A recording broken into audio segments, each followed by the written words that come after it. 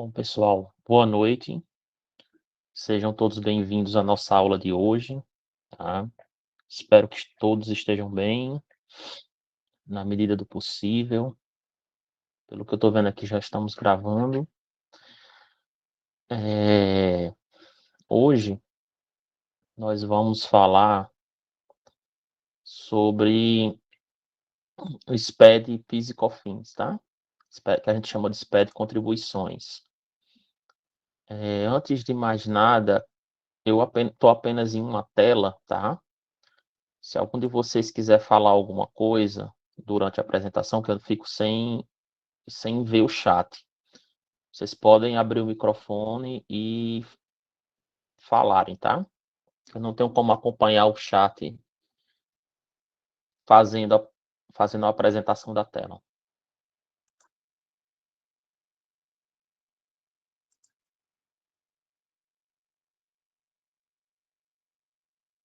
Todo mundo está vendo o slide?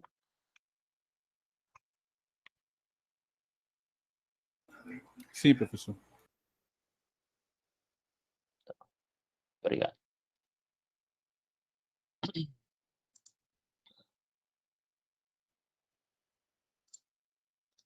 Bom,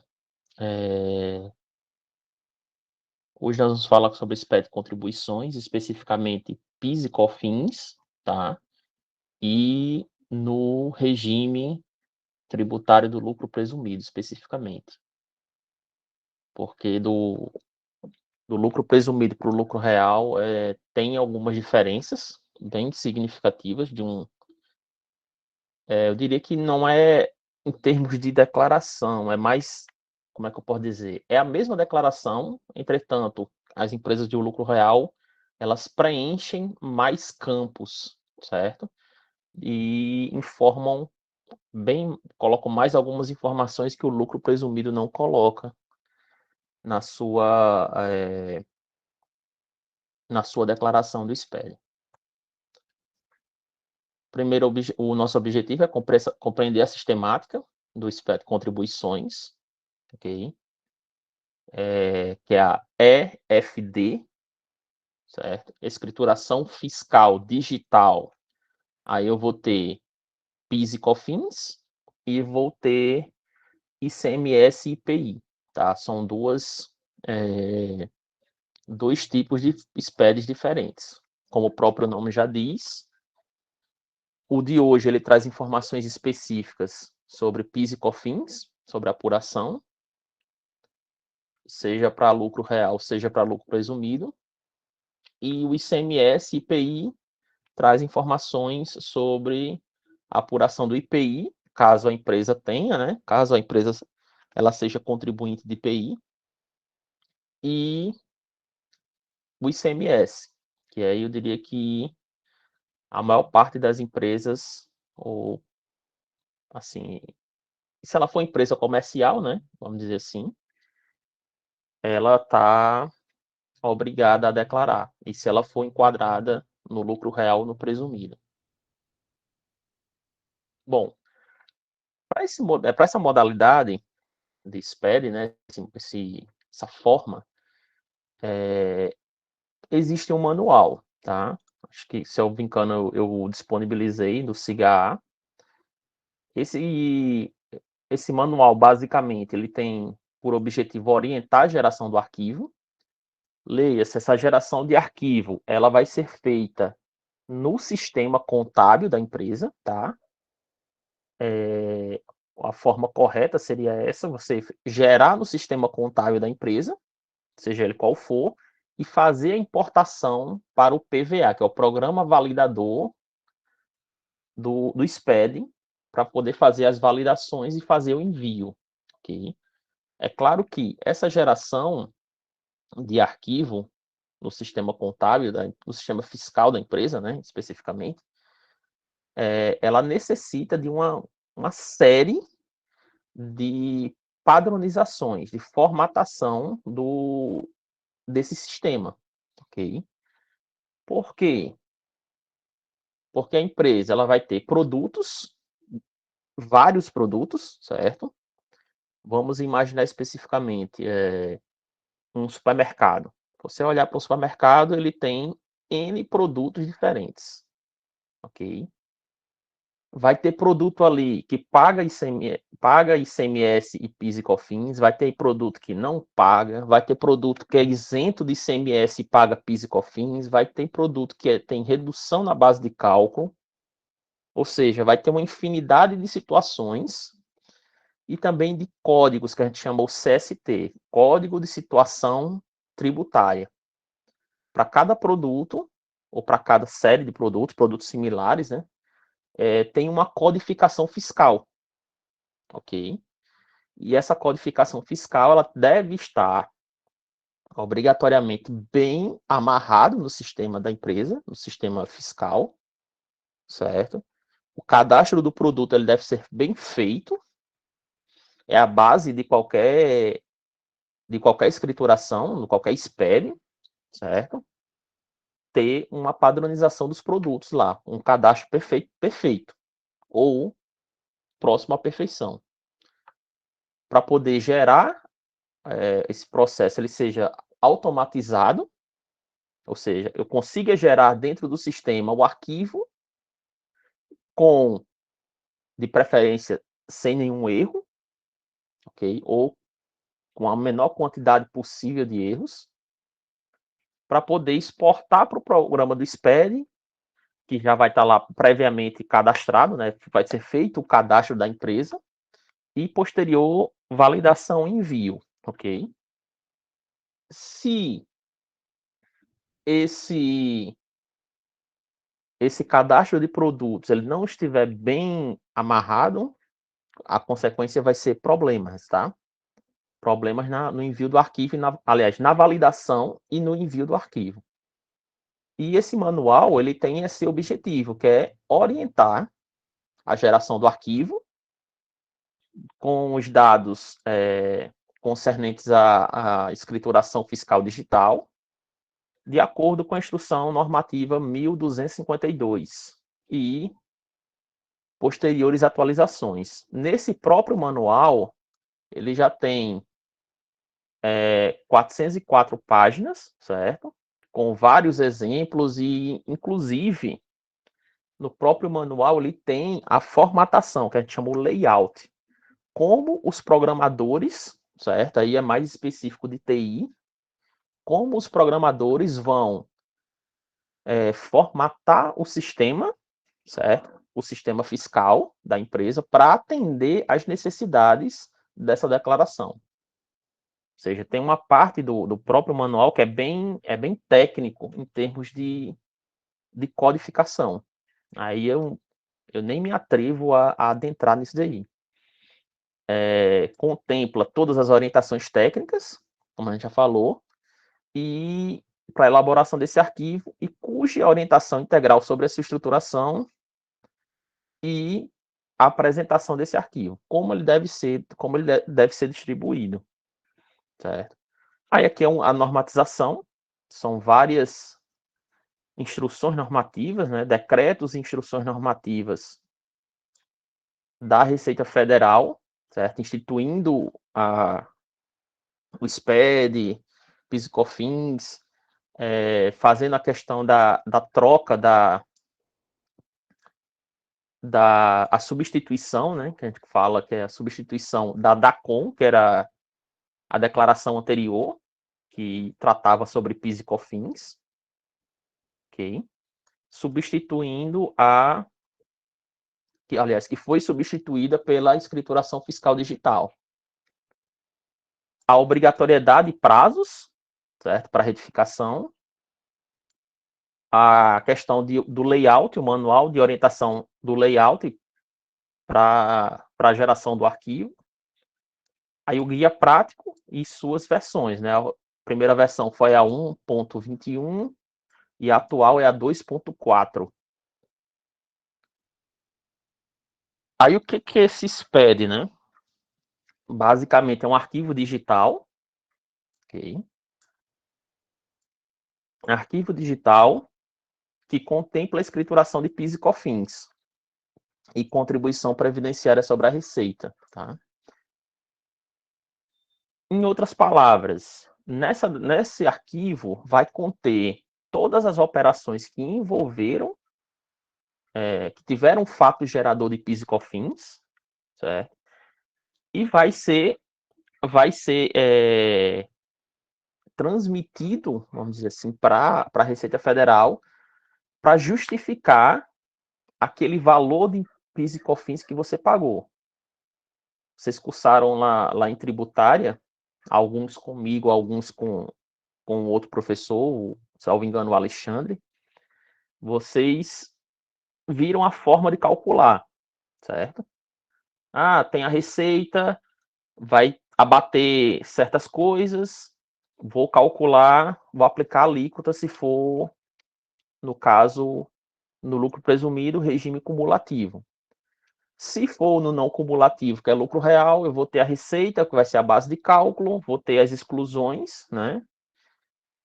Vou ter a base de cálculo depois das exclusões e vou ter as alíquotas, aliás, e vou ter os créditos.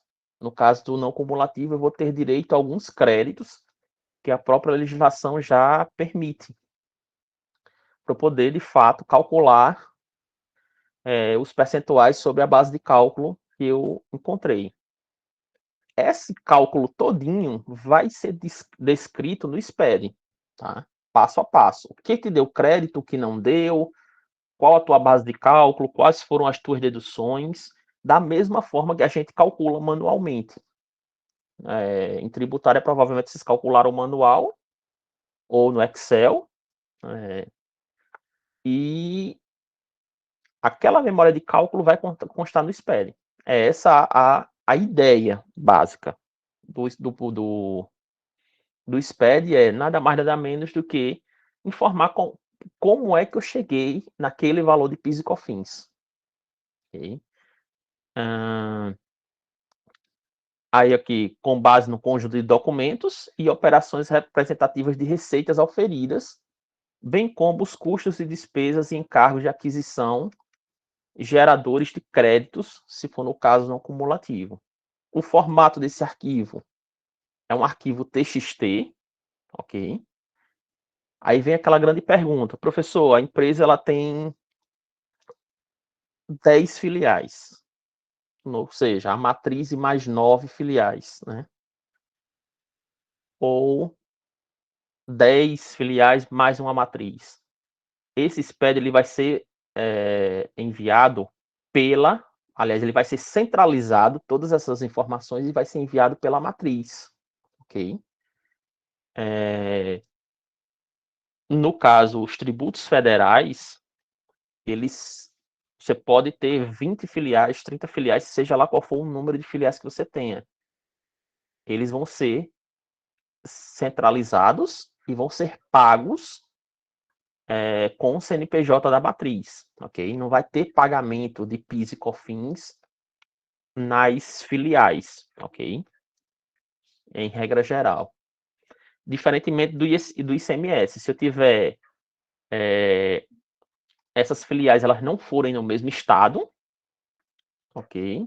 Tiver filiais vamos supor, no Pará, no Ceará e no Macapá, o ICMS vai ser pago de forma individualizada. As filiais que estão no Macapá vão pagar o ICMS para o governo do estado do Amapá, as que estão no Ceará vão pagar para o governo do estado do Ceará, e as que estão no Pará vão pagar para o estado do Pará, ok?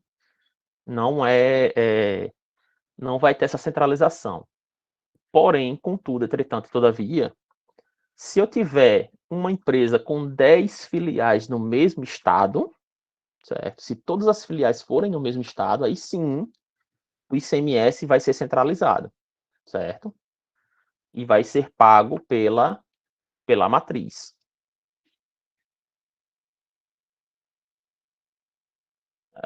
A obrigatoriedade, né? Quem está obrigado a mandar essa declaração? A escrituração digital é obrigatória, certo? Inicialmente, para fatos ocorridos a partir de janeiro de 2012, foi a primeira parte que a gente começou a entregar apenas para empresas lucro real. Okay? Já a partir de janeiro de 2013, para as demais empresas tributadas pelo lucro presumido e lucro arbitrado, e a partir de janeiro de 2014, para as entidades financeiras e equiparadas, corretoras de seguro, operadoras de plano de saúde, companhias seguradoras e empresas de segurança bancária. Okay? Essa implantação ela foi feita em partes justamente para testar o sistema. Okay? Não tinha como eu simplesmente colocar todas as empresas no hall de empresas obrigatórias de uma vez só, porque eu teria aí vários problemas, eu poderia ter vários problemas em relação à estrutura de recebimento desses dados. Ou seja, eu poderia ter pane ou sobrecarga nos servidores que estavam recebendo, os servidores de computadores, né, que estavam recebendo essas informações e, consequentemente, não ter o processamento coerente como deveria. Hoje em dia o sistema está bem mais tranquilo, a questão de validação, de recepção e validação está bem mais automatizado, é claro. Nós estamos aí, iniciou em 2012, nós estamos em 2021, né? Praticamente 10 anos aí de SPED, então já deu para arrumar muita situação e deixar mais redondo a questão de recepção dos arquivos. Aí também as empresas imunes e isentas, elas são obrigadas a enviar, tá? No caso, as empresas jurídicas imunes e isentas do IRPJ, que elas recebem algum benefício fiscal, certo? No caso da isenção, né? E a imunidade, daí o conceito diferencia, porque aqui a imunidade ela não tem um caráter transitório, né? Ela apenas obedece obedece o que está na Constituição Federal, e essa empresa, se ela exercer aquela atividade, ela vai estar automaticamente imune. Ficam obrigadas à apresentação do SPED, PIS e COFINS, a partir do mês em que o limite mensal de contribuição, no caso PIS e COFINS, PIS, PASEP e COFINS, ultrapassar R$10.000. Okay? Eu vou fazendo os cálculos de PIS e COFINS, e quando eu vejo que ultrapassa esse valor, né, eu passo a ser obrigado a enviar o SPED desse mês que ultrapassar. E, consequentemente, ultrapassou esse mês, os próximos eu vou ter que enviar também. Okay? É bem diferente. No que a gente teve aqui a obrigatoriedade, no slide anterior que a gente falou, obrigatoriedade com base no regime de tributação, no caso das imunes isentas, elas têm essa regrinha um pouco diferenciada. Aí, empresas de sociedade de cota de participação, elas também elas são obrigadas, né, a enviar o SPED, foram obrigadas a partir de 2014, no caso da pessoa jurídica, ser sócia ostensiva da sociedade, o SPED de contribuições deverá ser transmitido separadamente para cada SCP, além da transmissão da sócia ostensiva. O que é sociedade de cota de participação, certo? Por exemplo, 2 ou 3 empresas se juntaram para explorar uma determinada atividade. Uma entrou com dinheiro, vamos supor, e outra vai entrar com a expertise da atividade. Ou seja, uma vai ser a sócia que vai ter mais grana, vai ser a que manda, né? Que a gente fala que é a ostensiva, e a outra vai ser a sócia que vai realizar a atividade. Elas geram uma nova empresa para fazer frente a um determinado mercado, ok? Quando, nesse caso aqui, essa SCP, ou seja, cada empresa vai ter uma cota de participação nessa nova empresa, ela vai ser obrigada a transmitir, e ela vai transmitir esse SPED de forma separada. De forma separada, ela vai emitir a sua, vai enviar o seu SPED, e a sócia ostensiva também vai enviar o SPED dela de forma separada, certo? E assim, todas duas recaem na obrigatoriedade. A base legal para isso é a Instrução Normativa 1387 de 2013, que obrigou a SCP a realizar o envio, né, a entrega da declaração. Aí, atenção, né?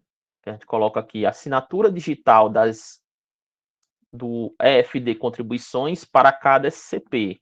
A sociedade jurídica sócia ostensiva deve proceder à assinatura digital, via certificado digital, e transmissão da EFD para cada SCP que atue como sócia ostensiva.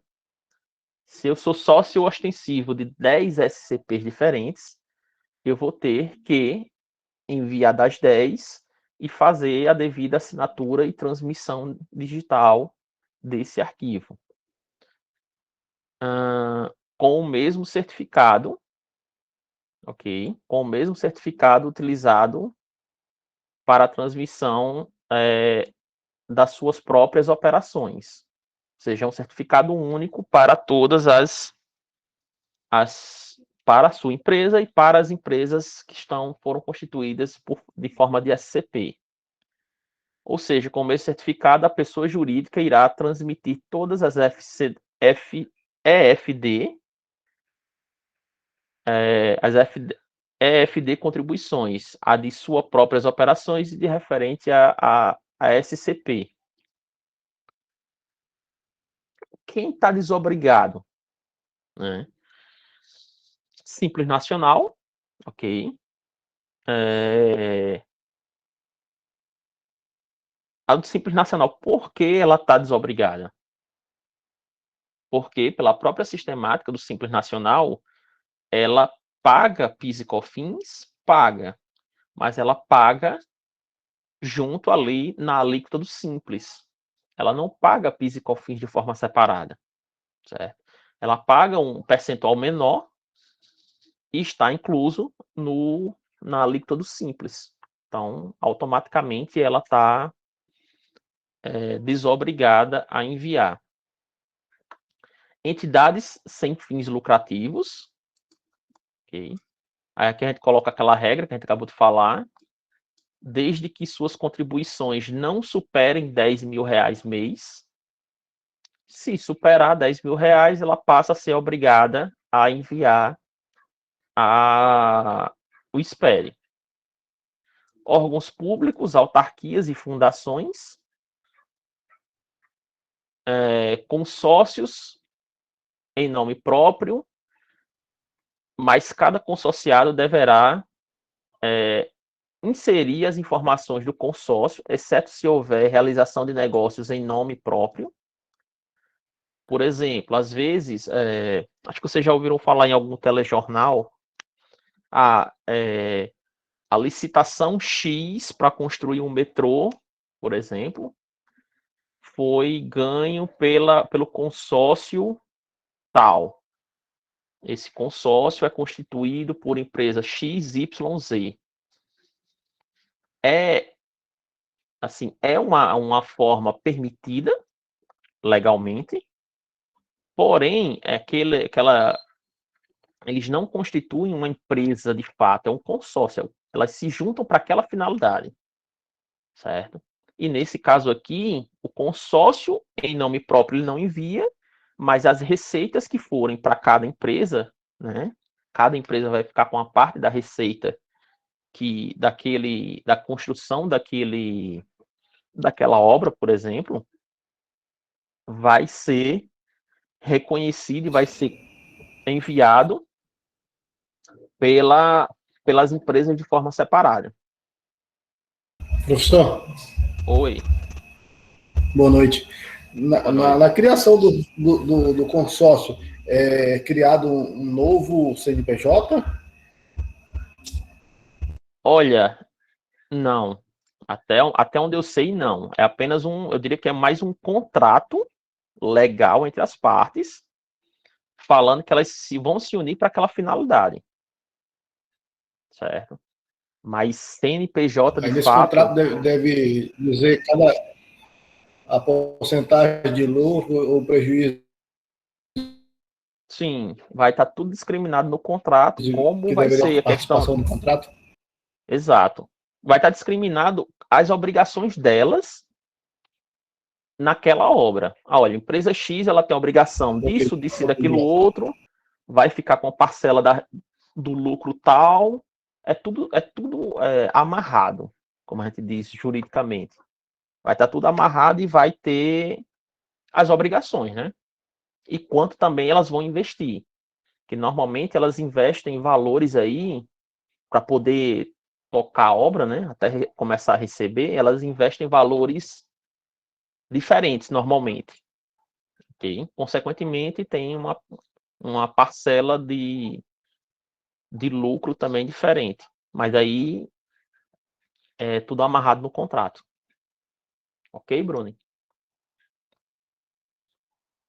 Foi Bruni, né? Ok, professor, obrigado. As PJs inativas, ou seja, a empresa que está na situação de inativa, sem atividade, né? Ela não está obrigada a enviar o SPED contribuições, PIS e COFINS. Aí, penalidades, né? Inicialmente, a não apresentação, certo? É aquela boa e velha historinha. Você calcula o imposto, você, empresa, calcula o imposto, paga, e ainda tem que explicar como é que você calculou, né? Que são as boas e velhas obrigações acessórias. E se você não explicar como você calculou, você paga a multa, certo? Isso não é diferente para o SPED de contribuições. O que seria que tem um prazo de envio, que a gente vai falar daqui a pouco, certo? E caso você não envie, inicialmente a multa era R$ 500, se a empresa fosse do lucro presumido, e R$ 1.500 para a empresa lucro real, certo? Erros, omissões ou declarações incompletas, a multa era de 3% do valor das transações comerciais ou das operações financeiras próprias da pessoa jurídica ou de terceiros em relação aos quais seja responsável tributário. Ou seja, 3% das operações, que seria a outra possibilidade de multa, né, se fosse por erro, você ia pagar de multa. Lembrando aqui que a multa mínima era R$ 100. O que aconteceu? Logo no início, eu lembro muito que quando a obrigatoriedade começou a chegar, várias empresas e até mesmo grandes escritórios de contabilidade não estavam preparados, certo? E também pequenas empresas. Imagine uma empresa lucro presumido que não estava preparado para enviar um SPED, uma declaração dessa forma. Por quê? Aí deve estar se perguntando, por que não estava preparado, professor? Porque a declaração que se enviava anteriormente, que era da CON, no caso de PIS e COFINS, era bem mais resumida as informações. E não tinha tanto essa questão de saber os produtos, de cadastro, disso e daquilo outro, ok? Então era mais resumida e, assim, já estava há muito tempo. Ou seja, tanto os escritórios como as empresas já estavam acostumadas a enviar. Quando surgiu a obrigatoriedade, esse projeto SPED, as empresas tiveram que se adequar. Adequar em termos de tecnologia, em termos de sistema, tá?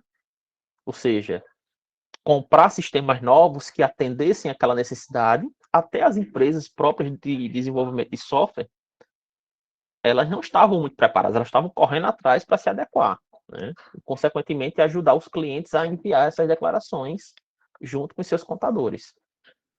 E aconteceu muitas vezes de chegar o prazo e as pessoas enviarem a declaração zerada, ou seja, mandar só com o cadastro da empresa.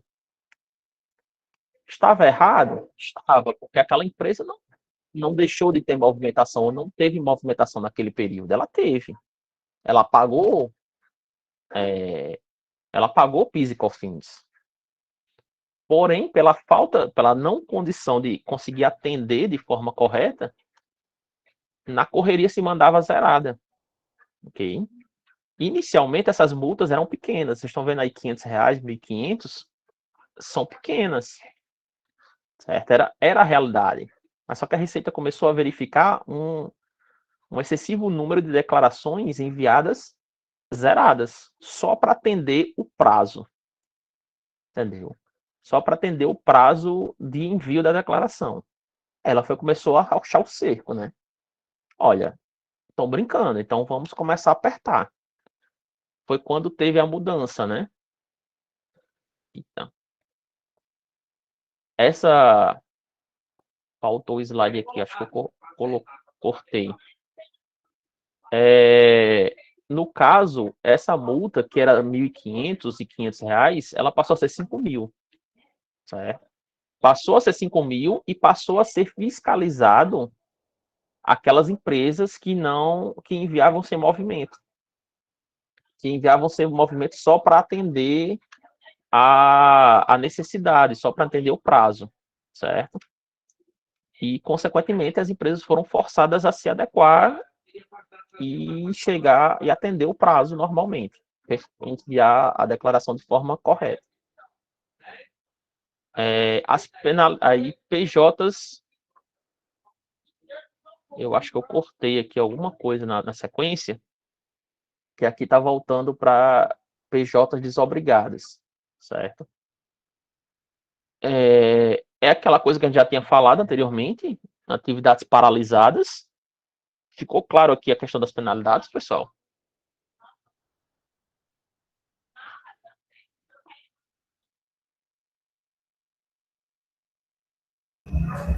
Para mim, até agora está tranquilo, professor. Não sei depois. Beleza. Professor, Oi. essa questão da multa que foi para 5.000, porque aí no slide que o senhor apresentou, variava os valores.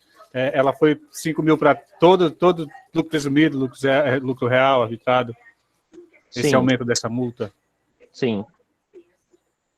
Porque faltou aqui, eu não sei o que danado eu fiz na hora rapaz, nos slides, eu tinha um outro slide aqui, que era justamente falando isso. Eu engoli, mas era 5.000, entendeu?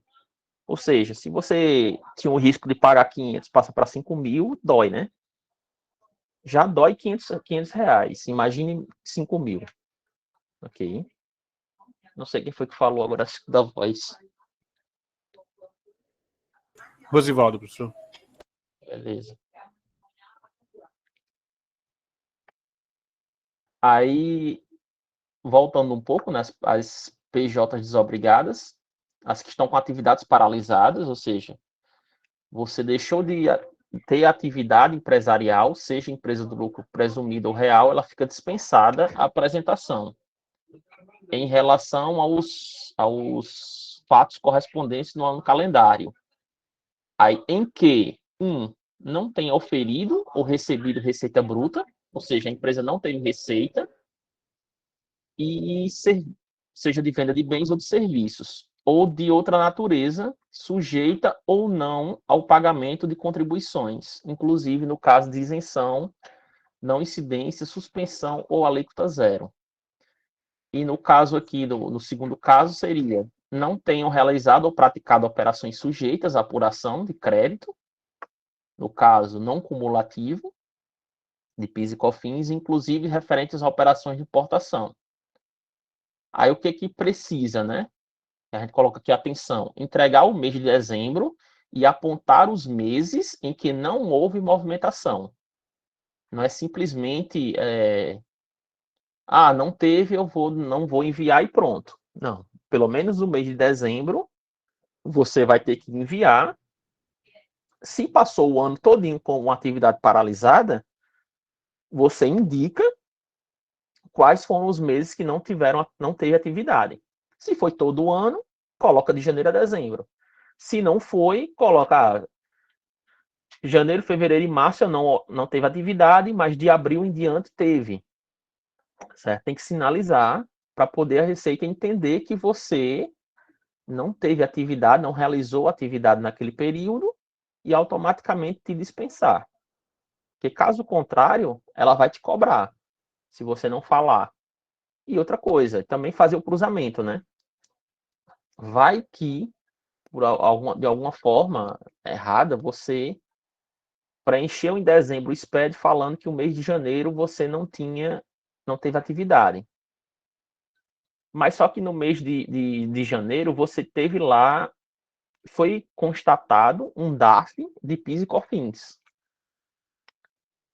A auditoria, aliás, a fiscalização vai fazer o cruzamento. Ela vai falar, poxa, você disse aqui no SPED que não teve movimentação no mês de janeiro, mas por que você pagou esse valor de PIS e COFINS? Aí você vai ser convidado a dar explicações sobre esse fato. Aí, onde é que vai estar essa informação? No registro 0120, ou seja, identificação dos períodos dispensados de escrituração fiscal digital, aí só em dezembro, só no mês de dezembro, quando foi enviado, a de dezembro especificamente. E apresentar um registro para cada mês em que a PJ ficou dispensada. Informar. Aí, assinatura e prazo de entrega, tá? Assinatura do arquivo. Essa assinatura, ela vai ter, as empresas elas são obrigadas a terem certificado digital, certo? Tem um representante legal ou procurador constituído junto à Receita Federal, certo? Para poder fazer os envios dessa declaração utilizando a assinatura digital via certificado digital. No caso aqui a gente coloca A1 ou A3, que são os modelos, né? Periodicidade. O arquivo será transmitido mensalmente, certo? Até o 10º dia útil do segundo mês subsequente a que se refira à escrituração. Por exemplo, nós acabamos agora o mês de junho, certo? O SPED do mês de junho será enviado até o 10º dia útil, no caso, julho, não, né? Agosto, até o 10º dia útil de agosto, que é o segundo mês subsequente à escrituração. Ou seja, junho manda em agosto, até 10º dia útil, e assim sucessivamente. Sempre essa lógica. Lembrando que é 10º dia útil. Tá? Ah, professor, mas o dia útil, o 10º, vai variar, certo? Não é dia 10 do mês, é o 10º dia útil. Se for contar no calendário, o 10º dia útil vai dar normalmente, dependendo do mês, dia 12, dia 13, certo? Porque tem que ver aí que tem sábados e domingos, tá? Que são considerados como dias não úteis. Aí a substituição, né? O direito do contribuinte fazer a substituição extingue-se a 5 anos contados do primeiro dia do exercício seguinte àquele que se refere à escrituração. Você pode substituir? Pode, como a gente fala, retificar? Pode. Certo? mas tem um limite, tá? Lembre-se que os prazos normalmente de declarações, de fiscalizações, do ponto de vista da Receita Federal, eles têm um lapso temporal de 5 anos. Depois de 5 anos, eles deixam de ter, não vou dizer importância, mas provavelmente eles já foram fiscalizados.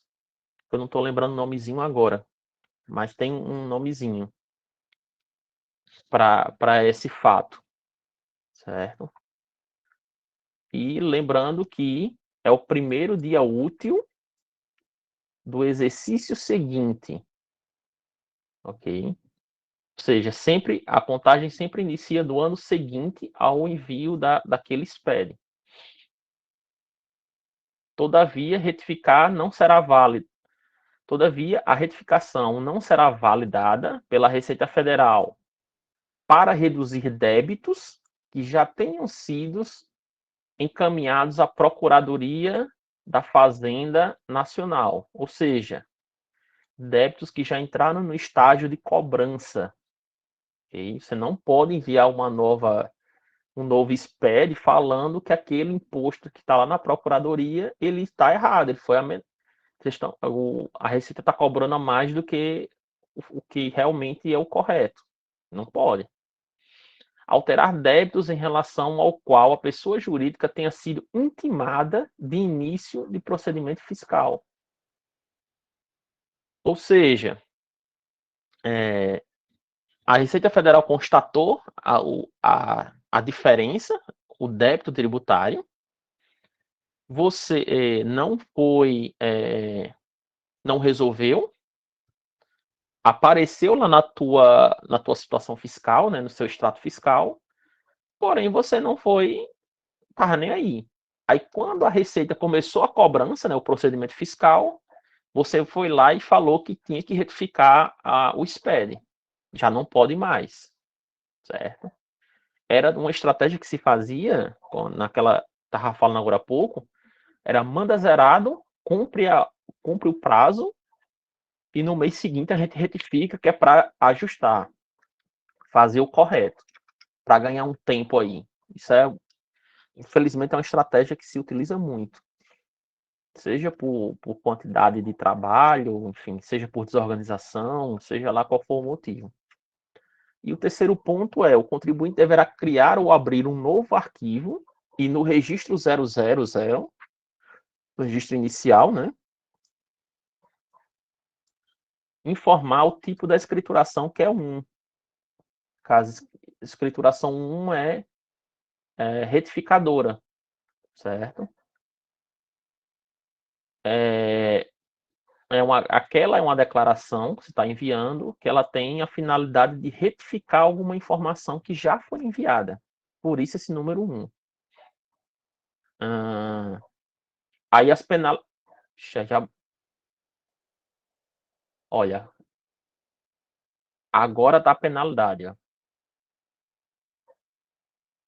Quebrou a sequência aqui, voltou para a penalidade, o 15. Aqui a nova redação. Não é aquele valor específico de 5.000. 5.000, que eu tinha falado anteriormente, até o colega aí questionou, Rosivaldo, se não me engano, é 5%. 5.000 é para o SPED contábil, salvo engano, que é um outro tipo de SPED. Aí, qual o valor que falhou na hora aqui para mim? Oi? Falhou aqui, qual é o valor? Não é mais 5.000? Qual é o valor? Não, é 5%. Multa equivalente a 5% do valor da receita bruta. Tá aí no slide que eu tô mostrando aí. Ok? Diante de vários vem e vai, né, de informações, de envio de informações erradas, as penalidades elas tiveram essa nova redação. Ok? A nova redação dada pelo artigo 12 da Lei 8.218, a inobservância do disposto no artigo procedente acarretará a imposição de penalidades legais. Multa de 0,5% do valor da receita bruta da pessoa jurídica no período a que se refere a escrituração aos que não atenderem aos requisitos da para a apresentação dos registros e respectivos arquivos. Em outras palavras, manda zerado para ver. Essa é a regra, né? E multa equivalente a 5% sobre o valor das operações correspondentes, limitada a 1% do valor da receita bruta da pessoa jurídica que no período a que se refere a escrituração que omitirem ou prestarem informações ou prestarem incorretamente as informações referentes aos registros. Ou seja, aquele valor que era mais tranquilo, vamos dizer assim, que era 500 e 1.500, que a gente viu anteriormente, agora foi substituído a 0,5 da receita bruta e 5% do valor das operações, com essa limitação de 1% da receita bruta. Ou seja, dependendo do porte da empresa, 5% do faturamento das operações é muito maior a penalidade, ok? Sobe vertiginosamente o valor da multa para esse tipo de fato. E o terceiro ponto, que é a multa equivalente a 0,02% por dia de atraso calculado sobre a receita bruta da pessoa jurídica no período a que se refere a escrituração, limitada a 1% desta, aos que não cumprirem o prazo estabelecido. Ou seja, da mesma forma, não cumprir o prazo aqui vai aumentar significativamente a punição. E o código de recolhimento dessa multa, a Receita determina que é o código 2203, caso você incorra em algum desses problemas aqui que a gente acabou de colocar. Aí, guarda, né? Eu mandei o arquivo, agora eu estou livre. Não. Agora você tem que manter a guarda desse arquivo, certo? Para, caso futuramente você venha a ser questionado por meio de fiscalização, caso alguma informação que você enviou não bata, você vai ter que comprovar, certo? Aí o contribuinte deve guardar a EFD contribuição, que é o arquivo texto, transmitido juntamente com o recibo da transmissão. Quando você envia, vai ter um recibo, a Receita falando, olha, nós recebemos a sua declaração. Ela só diz isso e dá um número. Ela não vai dizer se está certo ou errado naquele momento. Ela só fala que recebeu, ok? Depois, com a análise, é que ela vai conseguir dizer se está correto ou não. Aí, atenção, não é o arquivo gerado utilizando a funcionalidade cópia de segurança e nem pela funcionalidade exportação do arquivo TXT. É o arquivo que você gerou no seu sistema contábil, certo? Mas se você guardar a cópia de segurança e guardar esse outro arquivo que já do PVA, não tem problema, mas o que realmente importa é o que foi gerado lá no sistema contábil da empresa, certo? Eu falo sistema contábil, entendam-se contábil fiscal, tá? Aí o recibo da entrega é gerado pelo ReceitaNet, certo? Com o mesmo nome do arquivo que foi entregue, com a extensão REC, que é recebido, e será gravado no diretório do arquivo onde foi transmitido o arquivo, certo? Aí era um outro porém. Por exemplo, no início, algumas empresas elas não se adaptaram corretamente e o recibo e essa declaração, esses arquivos todos que têm que ficar guardados, né, tem que ter guarda, eles ficavam gravados no HD do computador. E quando aquele HD dá problema do computador, normalmente vai ser um Deus nos acuda, certo? Porque em caso você seja questionado, você não poderia ter perdido, tipo, você substituiu o computador do escritório, se você não fez a guarda correta, você perdeu as informações, né? E aí? Muitas empresas guardavam no próprio HD. Depois elas viram o prejuízo e começaram a centralizar essa guarda em um servidor específico para evitar problemas, ou até mesmo nas nuvens, né, que hoje é o mais seguro. Só não esqueça a senha.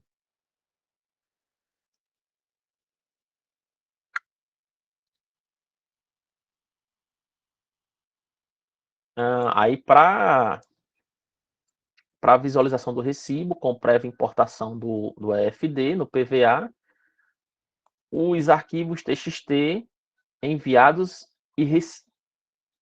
arquivos TXT enviados e o recibo devem estar no mesmo diretório, que foram em um mesmo diretório, para poder eles conversarem e conseguirem abrir corretamente os arquivos. Certo?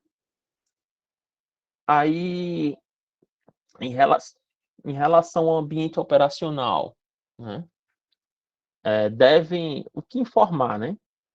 Devem prestar as informações referentes às suas operações de natureza fiscal e ou contábil, representativas de receita tributada ou não naquele período. Lembre-se que aqui a gente está falando em declarações enviadas mensalmente, certo? Mensalmente não, porque tem aquele prazo que a gente acabou de conversar, mas cada mês você vai ter que enviar um SPED para cada mês, não necessariamente no mês seguinte, só obedecendo aquele prazo que a gente colocou agora há pouco. No caso, no ano, você manda 12 SPEDs, certo? Um por mês. As operações natureza fiscal e ou contábil, representativa de aquisições de bens para revenda, bens e serviços utilizados como insumos e demais custos e despesas em cargos de operação, certo? No caso de regime não cumulativo, créditos presumidos no caso da agroindústria, outros créditos que a legislação venha a permitir para aquela atividade específica, tá? Valores retidos na fonte em cada período. Pode acontecer que a empresa ela tenha, naqueles meses, retenção de PIS e COFINS. Se ela teve retenção, ela vai ter o direito de se compensar daquela retenção quando ela for apurar o seu imposto naquele mês. E essa compensação deve estar discriminada também no SPED, certo? Tem que mostrar lá qual foi o crédito que você utilizou, de qual operação foi, o total daquele crédito e fazer o devido abatimento. Aí o layout, esses são os blocos de informação, tá? E os registros, certo? O bloco 0, que é o início, é a abertura, identificação e referência da empresa, né? Identificar quem é, qual é o CNPJ, aqueles dados cadastrais da empresa. Aí no bloco A, se a empresa tiver documentos fiscais de serviço, eles vão constar no bloco A. Se a empresa for prestadora de serviço, que vai ser tributada no caso do lucro presumido. Documentos fiscais 1 são as relativos à mercadoria, tá? ICMS e IPI. Fiscais 2, caso tenha serviço que tenha incidência de ICMS. E o bloco F, que são os documentos e outras operações. No bloco I, que aqui já é relativo às operações de instituições financeiras assemelhadas, que foram as últimas a serem obrigadas, né? É específico para essas operações. O bloco M, aqui eu já falo de apuração de PIS e COFINS, certo? Eu tenho aqui as notas que deram crédito ou não, ou enfim, que influenciaram no cálculo, e aqui eu vou mostrar, olha, o imposto desse mês é X, porque a receita foi essa, tiveram essas deduções e eu calculei um imposto sobre isso. A apuração, no caso aqui no bloco P, é da contribuição previdenciária sobre a receita bruta. O bloco 1 é a complementação da escrituração, certo? O que é isso? Caso tenha saldo de créditos e retenções e operações extratemporâneas e outras informações. Caso eu tenha crédito, vamos supor, eu estou fazendo junho, mas o mês de maio eu tive imposto, aliás, PIS e COFINS a recuperar, eu não paguei. Ou seja, ficou um crédito. Esse crédito vai aparecer aqui, certo? Para compensar, junto com as retenções do mês atual. Aqui é aquela coisa, aqui eu calculei no bloco P, e no bloco 1 eu vou fazer as devidas deduções que eu tenho direito, no caso de saldos anteriores, créditos anteriores ou crédito de retenção. E o bloco 9 é o encerramento do arquivo digital, onde vai estar lá constando o valor que você tem a pagar ou a recuperar para o mês subsequente. Essas informações todas aqui, tá? Aí você deve estar perguntando, professor, tem que preencher manualmente? Não. Quando você gera o arquivo no sistema contábil, se ele tiver, e ele tem que estar totalmente parametrizado, ele traz todas as informações de forma instantânea, certo? É claro, pode ter um ajuste ou outro? Pode, certo? Mas quando você começa a melhorar o cadastro das coisas no sistema contábil, consequentemente aqui no sistema fiscal, você não vai, aliás, no SPED fiscal, você não vai ter tantos ajustes, certo? O sonho perfeito é gerar o arquivo no sistema contábil, exportar para o SPED fiscal ou SPED contribuições e validar e já está tudo correto. E enviar. Esse é o sonho. Tá? Mas a realidade não é essa. Ok? Aqui é novamente um detalhamento, né, dos blocos, o que cada um tem, cadastro, notas de serviço, de mercadoria de transporte, dados contábeis, no caso de instituições financeiras, apuração, caso tenha contribuição previdenciária, controle de contas, no caso os encontros de contas, né? E o encerramento. Aqui é o número de registro, e daqui é mais para quem vai olhar o TXT e fazer alterações, tá? Aqui eu não vou nem adentrar muito. Porque daqui é bem mais programação do que propriamente contabilidade.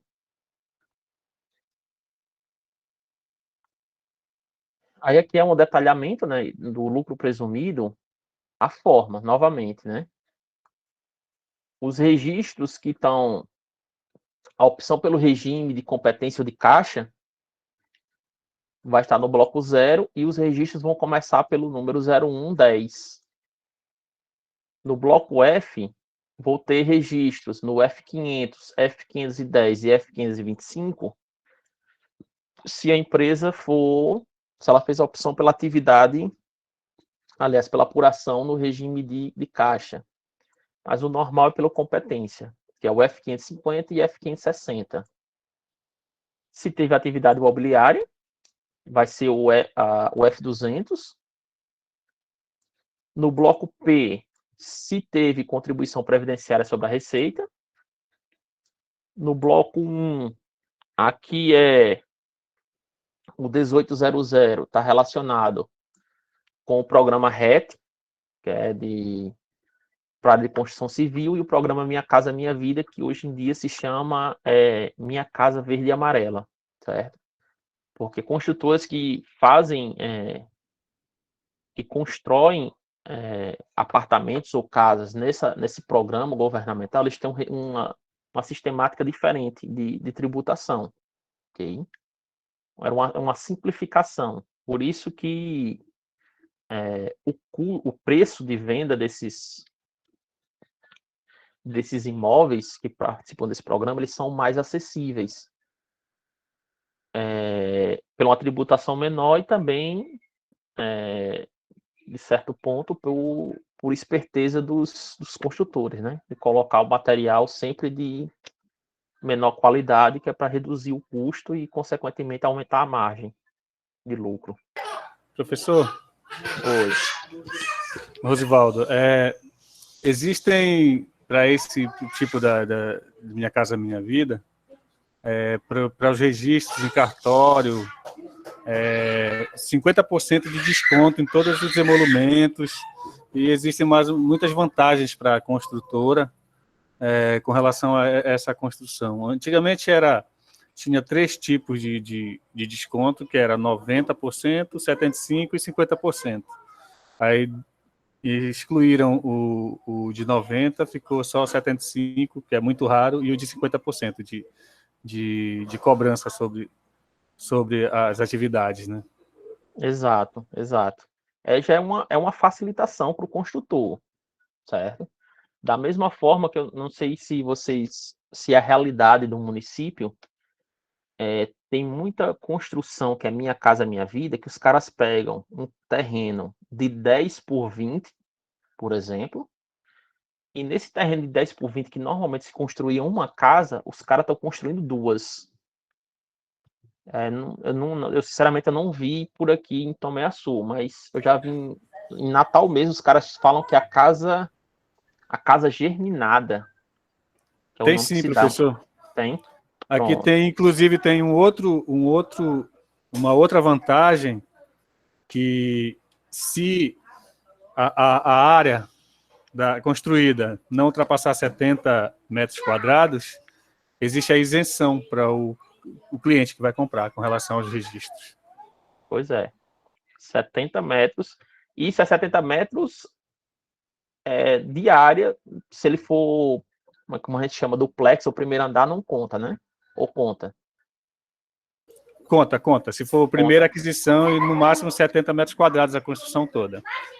Ou seja, é aquela coisa, tem a facilidade para o construtor e tem a facilidade também para a pessoa física que está adquirindo, no caso do primeiro imóvel, né?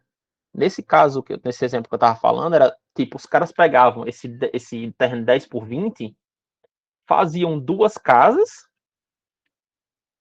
coladas, certo? Eu não sei como é que é o termo que vocês utilizam, que a gente chama conjugada.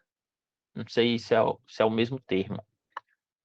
É aquela coisa, tu faz um ruído na tua casa, o vizinho automaticamente escuta, porque é colada a parede, é uma parede dividida nas 2 casas. E para fim de registro, certo? Eles tinham uma jogada que era tipo, se contava como uma casa apenas. Não sei detalhamento, mas contava como uma casa para fim de registro, mas eram 2. Aí eles tinham um benefício fiscal aí nesse meio. Consequentemente, diminui o custo, né? Ou não, dependendo do construtor, né? Ok? Aí aqui, gente,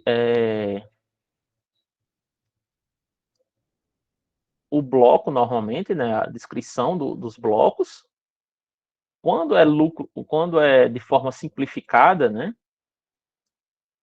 eu vou ter o bloco 0, que daí conta em todo, vai estar presente em todos, o bloco 0, que é a identificação. Se ela for simplificada, ela vai trazer só os valores brutos, ou seja, as informações brutas aqui, nesse espaço do F ao 9, sem esse detalhamento do bloco A, C e D, que são as próprias notas fiscais lançadas, tá? E se for no completo, ele apresenta todas as informações. Que isso aqui vai ser enviado e vai ser, enfim, atendido à necessidade. Aí a escrituração, no caso do lucro presumido, ela deve ser escriturada um registro para cada CST, ou seja, é representativo das receitas recebidas, auferidas no período, sujeitas ou não ao pagamento da contribuição social. No caso de incidir mais de uma alíquota em relação ao mesmo CST, que é o Código de Situação Tributária, como no caso de produtos monofásicos, deve-se à pessoa jurídica escriturar um registro para cada CST, para cada combinação de CST e alíquota. Aí a PJ que procedeu à escrituração de suas receitas de forma consolidada, certo? Pelo regime de caixa, que ele usa só o registro F500, ou de competência F550, deve informar todos os valores consolidados dos documentos fiscais. Lembrando que a escrituração de caixa, como o próprio nome já disse, ele leva em consideração o reconhecimento da receita com o recebimento do valor, né? Recebimento da receita. Ok? E devem ser a venda de bens e serviços efetuada no período, independente do recebimento ou não no registro 1900. Aí um exemplo, né? Essa PJ, lucro presumido, ela teve saídas, ou seja, receitas recebidas no mês dessas atividades aqui, nesses valores em essas atividades, ok?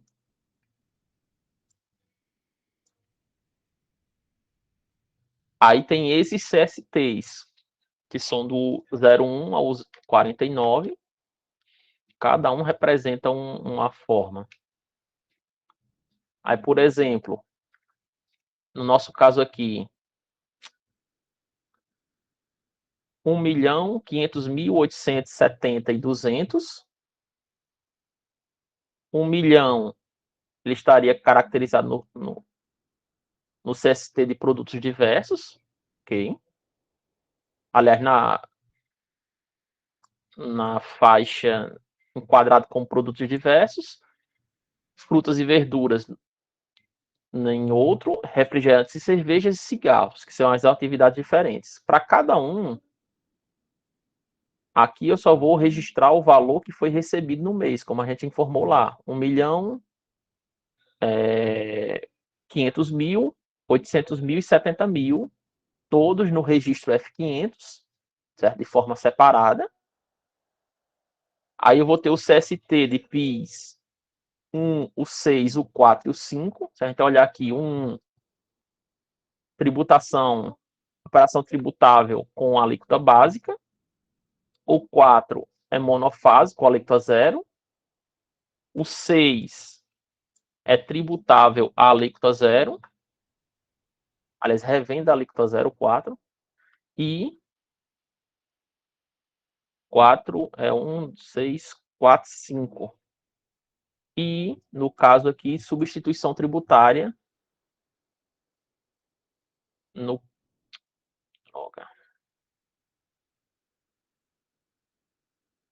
Substituição tributária no caso do cigarro. Aí, automaticamente, eu faço aquela memória de cálculo que a gente já fez anteriormente, né? No caso aqui, só a primeira operação que ela vai ser tributada, certo? 065 por conta do CST, o 6, o 4 e o 5. O valor do PIS vai ser 6.500. No caso dos códigos de CST, de COFINS, vai ser o mesmo código. E automaticamente só vai ser tributado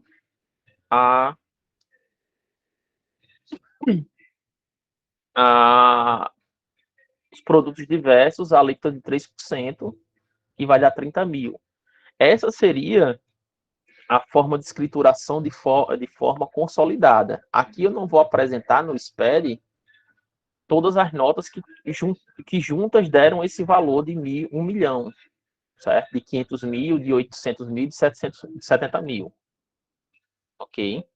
Aí, no caso, as pessoas jurídicas, no caso do regime de caixa, submetidas ao regime de tributação com base no lucro presumido, poderão adotar o regime de caixa para fins de incidência do PIS e da COFINS, okay? Na hipótese de adotar o mesmo critério em relação a imposto de renda e contribuição. Eu diria que tem a possibilidade, mas se você for olhar na realidade, é pouco aplicada a questão do regime de caixa, é mais o de competência. Okay? E a escrituração, no caso da pessoa jurídica optando pelo lucro presumido, ela deve adotar critério de reconhecimento de suas receitas, normalmente, né? E a venda, reconhecimento de suas receitas, venda de bens ou serviços, né? Ou prestação de serviço, o pagamento de parcelas ou não, de forma parcelada. Nesse caso, como a gente já sabe muito bem, deve emitir nota fiscal quando da entrega do bem ou direito ou da conclusão do serviço, caso a empresa seja prestadora de serviço. E se ela quiser, né, se ela fizer a escrituração pelo livro caixa, que a gente profissionalmente não recomenda, né, e recomenda, apesar de ter lei que fale que você, sendo tributado pelo lucro presumido, você está dispensado de escrituração contábil, mas a gente eu diria que não apoia muito bem essa possibilidade, tendo em vista que se você quer utilizar a contabilidade para te ajudar na tua empresa, como é que você vai simplesmente fazer um livro caixa, tá? Essa é a grande diferencial de você ter uma contabilidade completa, registrada, bonitinha, como deve ser. Aí aqui o quadro resumo das operações, né? Consolidação, de abertura dos blocos, né? Aliás, os código de registro, né? Que aqui já não é mais o bloco, já é o inicial de cada registro dentro daquele arquivo TXT. E a gente passa para as retenções, certo?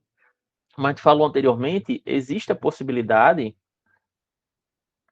da empresa prestar serviço e ela ter retenção de imposto nas suas notas, tá?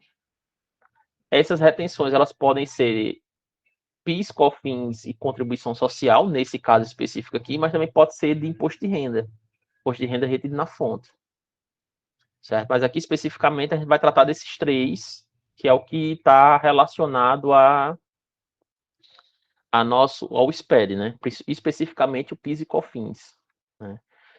A hipótese de incidência, nesse caso, estão sujeitos à retenção, CSL, PIS e COFINS, os pagamentos efetuados, bem como pagamentos antecipados por conta de prestação de serviço para entrega futura, por pessoa jurídica a outra pessoa jurídica de direito privado, ou seja, prestação de serviço entre empresas do direito privado, para prestação de serviço de limpeza, conservação, manutenção, segurança, vigilância, transporte de valores, locação de mão de obra, pela prestação de serviço de assessoria creditícia, mercadológica, de gestão de crédito, seleção e risco, administração de contas a pagar e a receber, bem como pela remuneração de serviços profissionais. A lista bem grande. Certo? Em alguns casos, aliás, na maioria dos casos, vai ter retenção dos três ao mesmo tempo, PIS, COFINS e contribuição. Dependendo do valor, também vai ser incluído aí o imposto de renda, se ele ultrapassar o valor da tabela progressiva. Aí, qual a ideia da retenção? Normalmente eu costumo falar que a retenção, ela nada mais é do que uma forma de controle, tá? Controle em que sentido? Só um minuto.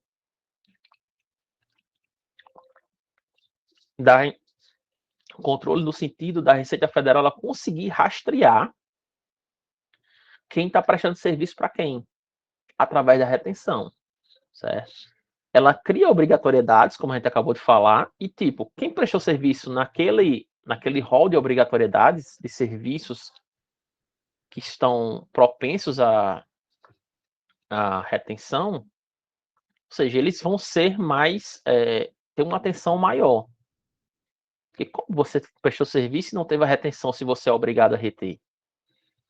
E automaticamente, quando eu faço um pagamento que tem uma retenção de imposto para um cliente, né? Aliás, um prestador de serviço, eu automaticamente estou indicando, olha, eu tomei serviço ou prestei serviço para fulano de tal. Está aqui o DARF que eu estou recolhendo dessa retenção. E a Receita ela tem como fazer esse cruzamento de informações para ver se o cara lá, o fulano lá, ele disse que prestou serviço para você. E, consequentemente, fechar o ciclo, né? Aí o pagamento é efetivado pela entrega de recursos, certo? Dinheiro ou cheque, ou depósito em conta. E o crédito é registrado contabilmente. Aliás, é um registro contábil efetuado pela fonte pagadora, pelo qual o rendimento é colocado incondicionalmente à disposição do beneficiário. Ou seja, eu tenho crédito, vou fazer o recolhimento em nome daquele prestador de serviço, daquele tomador de serviço. E do outro lado, quem prestou serviço vai receber menos e vai falar na sua apuração, olha, eu tive aqui uma retenção e eu quero me recuperar dessa retenção. Ou seja, vai estar informado lá no SPED, no campo lá que trata das retenções ou dos créditos de meses anteriores, ou de períodos de apuração anteriores. Essa retenção ela deve ser destacada em nota fiscal, tá? Tem que ter o destaque. A gente faz aqui uma colocação, acho que está até mais para frente, eu vou aguardar.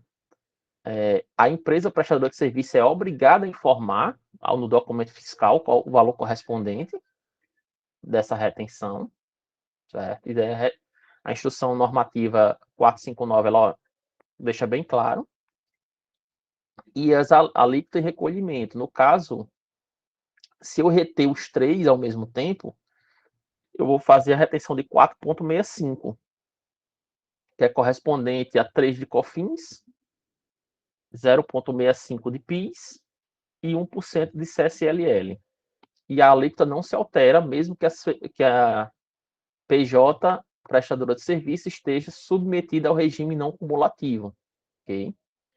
Se ela for cumulativo ou não cumulativo, o valor da retenção, aliás, os percentuais da retenção serão os mesmos. O DARF para recolhimento das três contribuições de uma vez só, né, o 5952, e o recolhimento individualizado na hipótese de isenção ou suspensão de qualquer das contribuições, caso venha a ter. Pode acontecer em empresas que tenham algum tipo de isenção de COFINS ou de PIS. Automaticamente você não vai efetuar o recolhimento, aliás, a retenção dessas contribuições.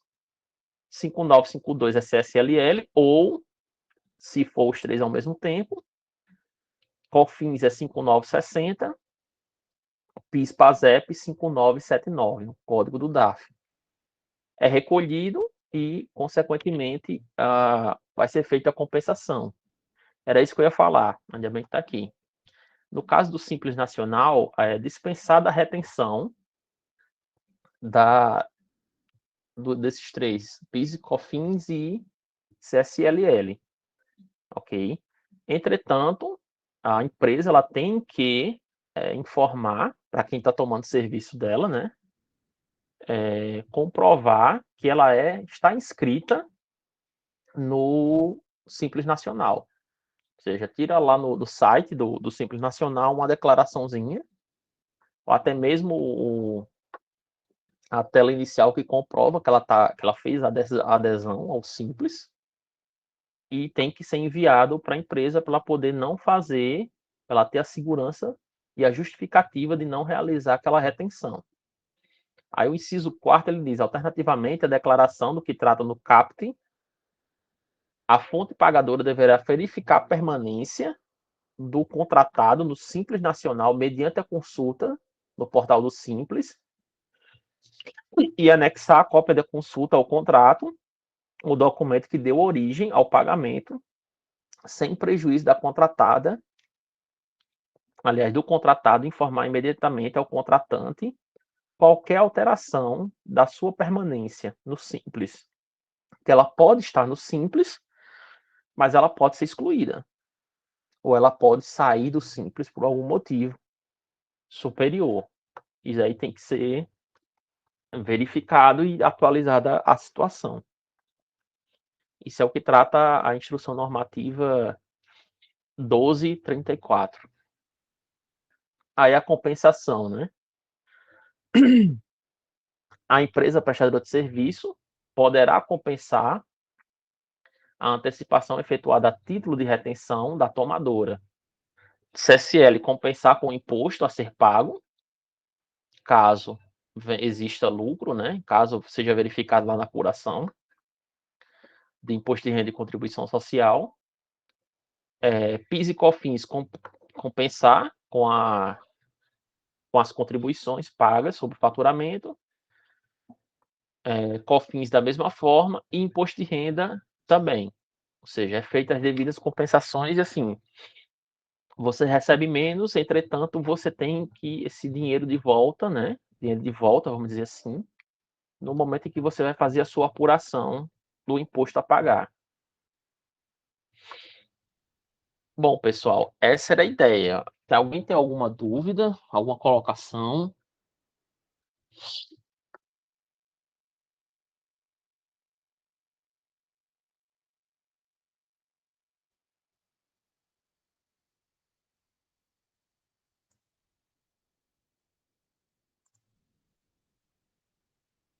Oi. É muito bonito vocês quando tá tudo tranquilo.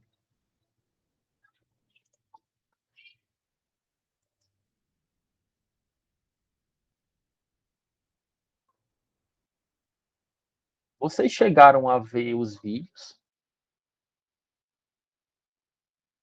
que foram colocados? Por enquanto tá indo, Carol falou que viu. Alguém vai se entregar e falar que não viu? Duvido. Olha, Rosivaldo se entregou. Não deixem de olhar, pessoal, esses vídeos que a gente posta. Vixe, Carol se entregou também. E se foi comprometedor. Vixe, tudo bem, Rosivaldo. Tudo bem. Caramba, cara. Meus pêsames. Então você esquece que eu falei, desculpa. Você tá mais do que justificado. Não tem nem o que falar.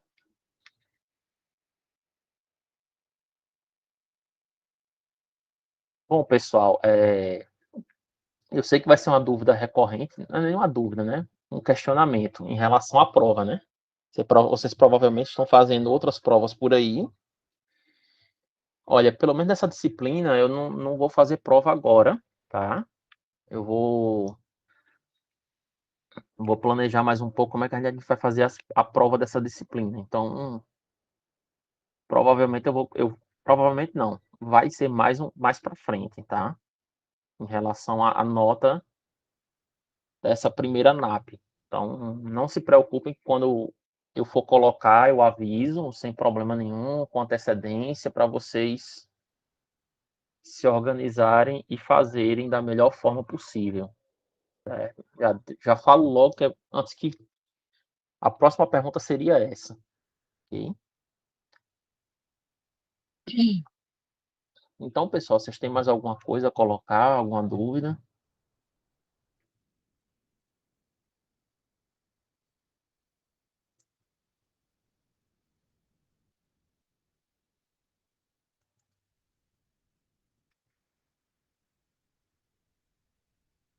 Pronto, então eu vou paralisar a gravação aqui, tá?